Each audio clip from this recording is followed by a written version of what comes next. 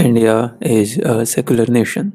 सिर्फ इसलिए नहीं कि प्रियम्बल में लिखा हुआ है 42nd कॉन्स्टिट्यूशनल अमेंडमेंट के बाद, सिर्फ इसलिए नहीं कि सिर्फ उस एक वर्ड के होने से इंडिया सेकुलर नेशन हो जाता है और उस वर्ड के ना होने से इंडिया एक सेकुलर नेशन नहीं रह जाएगा और हिंदू राष्ट्र बन जाएगा या इस्लामिक राष्ट्र बन जाएगा। ऐसा नहीं होने वाला। और भी कई सारे प्रोविजंस हैं इंडियन कॉन्स्टिट्यूशन में जो इंडिया को एक सेकुलर नेशन बनाते हैं।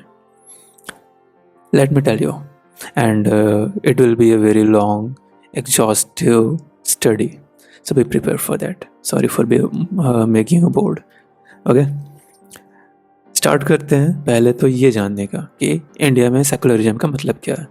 इंडिया की सेकुलरिज्म स्पेशल है या वैसी ही है जैसे कि वेस्टर्न सेकुलरिज्म या वेस्टर्न कल्चर या वेस्टर्न पॉलिटिक्स में सेकुलरिज्म को, सेकुलर वर्ड को यूज किया जाता है। वेस्टर्न पॉलिटिक्स में सेकुलर वर्ड का मतलब होता है स्टेट, मतलब जो गवर्नमेंट होती है, गवर्नमेंट की कोई बॉडी वो, और रिलीजन, जो भी वहाँ पे रिलीजन फॉलो हो रहे हैं वो, दोनों अलग अलग रहेंगे और स्टेट का कोई भी इंटरफेरेंस नहीं रहेगा रिलीजन में, रिलीजियस मैटर्स में। बट इंडिया में ऐसा नहीं है। इंडिया में सेकुलरिज्म का मतलब है equal respect for all religions. सभी रिलीजन्स को स्टेट प्रोटेक्शन देगा, इक्वल रिस्पेक्ट करेगा और कोई भी ऐसा रिलीजन, स्टेट का रिलीजन नहीं होगा, इंडिया का रिलीजन नहीं होगा। जैसे हम इंडिया को हिंदू राष्ट्र या इस्लामिक राष्ट्र नहीं बोल सकते, हिंदू नेशन या इस्लामिक नेशन नहीं बोल सकते। ये सभी का नेशन है, सिर्फ किसी एक कम्युनिटी या किसी सेक्शन का नहीं। ठीक है, आते हैं फिर कॉन्स्टिट्यूशनल प्रोविजंस पे कि क्यों एंड कैसे इंडिया सेकुलर है बिना उस सेकुलर वर्ड के भी जो प्रियम्बल में ऐड हुआ है। अगर हम सिर्फ प्रियम्बल की ही बात करें तो उस सेकुलर वर्ड के अलावा भी एक वर्ड नीचे लिखा गया है, लिबर्टी। उसके आगे भी कुछ वर्ड्स हैं, liberty of thought, expression, belief, faith and worship. क्या ये किसी भी तरह से इस चीज़ का दावा नहीं करते कि इंडिया एक सेकुलर नेशन है? आते हैं फिर अगले प्रोविजंस पे। फंडामेंटल राइट्स में article 14, equality before the law and equal protection of laws, ये सबके लिए है, इक्वल है, regardless of religion, regardless of caste, regardless of class, regardless of place, sex, gender and place of birth, anything. Then Article 15 prohibits discrimination on grounds of religion, race, caste, sex or place of birth, as I already mentioned. Then next comes Article 16, equal opportunity in public employment, and it prohibits discrimination on grounds of religion और caste. Cast को लेकर जो reservation की बात करेंगे वो discrimination नहीं है, वो एक अलग टॉपिक है। फिलहाल हम सेकुलरिज्म की बात कर रहे हैं। Okay, article 17, abolition of untouchability. किसी भी तरह से कास्ट या रिलीजन को लेकर अनटचेबल वाला बिहेवियर मेनली कास्ट को लेकर किया जाता है, बट कभी कोई रिलीजन को लेकर भी लोग एक्सट्रीम एंगल में पहुंचा देते हैं और अनटचेबिलिटी को यूज करते हैं, एक्सरसाइज करते हैं। Next, abolition of titles. ये किसी भी तरह के रिलीजियस टाइटल्स को यूज करने से मना करता है, प्रोहिबिट करता है, पार्टिकुलरली पॉलिटिकल रीजन्स के लिए। ठीक, next comes article 25, freedom of conscience, right to freely profess, practice and propagate any religion। Religion, किसी भी रिलीजन को प्रोपेगेट करने की राइट्स हैं। Article 26, freedom to manage religious affairs. हम अपने रिलीजियस अफेयर्स अपने तरीके से मैनेज कर सकते हैं और किसी भी दूसरे पर्सन या स्टेट का या गवर्नमेंट की किसी बॉडी का इंटरफेरेंस वहाँ पर नहीं होना चाहिए, अदर देन रीजनेबल रिस्ट्रिक्शंस जहाँ पे अलाउ होते हैं, उनके अलावा, रीजनेबल रिस्ट्रिक्शंस के अलावा हम कर सकते हैं अपने तरीके से प्रोफेस या practice. Article 27, no person shall be compelled to pay taxes for promotion और maintenance of any particular religion. अगर हम अपने रिलीजन को लेकर उसे प्रमोट कर रहे हैं, अपने रिलीजन को प्रमोट कर रहे हैं, तो फिर उसके लिए हमें टैक्स पे नहीं करना होगा। Article 28, no religious instruction in state funded educational institutions.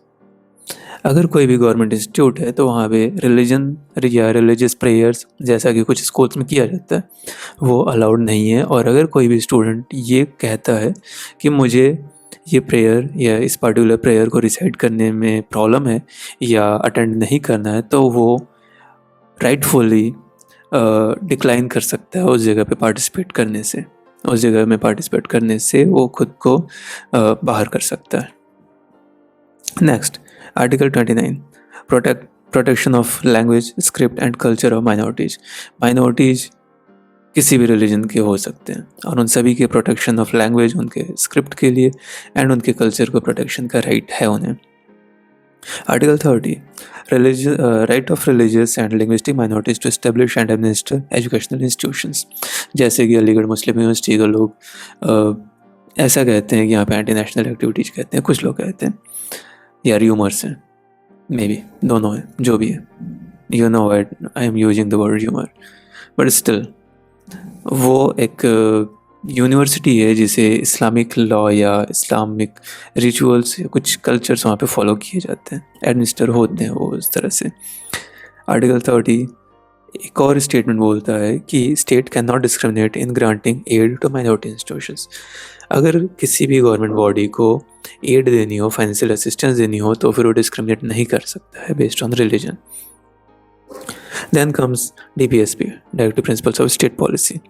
Article 38, promote welfare of the people and reduce inequalities without any discrimination. Okay, without any discrimination.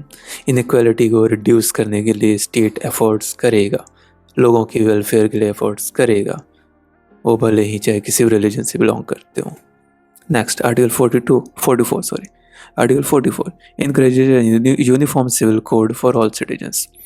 एक सिविल कोड बनाया जाए जो सभी लोगों पे लागू हो, rather than जो रिलीजियस कोड ऑफ कंडक्ट्स होते हैं मैरिज से रिलेटेड या और भी चीज़ों से रिलेटेड, जैसे हिंदू कोड बिल लाया गया था, या इस्लाम की जो शरिया हैं, या जो भी लॉज हैं, हिंदू लॉज हैं या मुस्लिम लॉज हैं या अलग अलग रिलीजन के जो लॉज हैं, वो स्लोली ऐसा नहीं कि एक दिन में, उससे धीरे धीरे उनकी जो नेगेटिव चीज़ें उन्हें हटा के एक यूनिफॉर्म सिविल कोड लाया जाए जिसे पूरे इंडिया में फॉलो करने के लिए डायरेक्शंस दिए जाएं, उनके लिए प्रोविजंस बनाए जाएं।